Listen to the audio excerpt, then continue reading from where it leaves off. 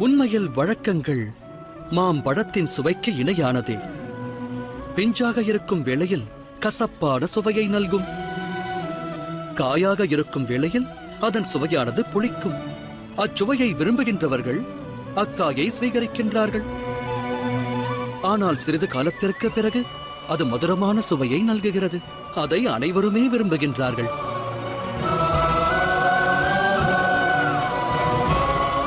ஆனால் குறிப்பிட்ட காலத்திற்கு பிறகு அந்த கனி அழுகத் துவங்கும். அதிலிருந்து துர்மணம் வீசும் கங்கை மைந்தரே, அதை உண்பவர்கள் நோய்வாய்ப்படுவார்கள். முடிவில் அக்கனி எவருக்கும் பயன்படாத நிலையை அடைகின்றது. அனைவரும் அதை புறக்கணிப்பார்கள்.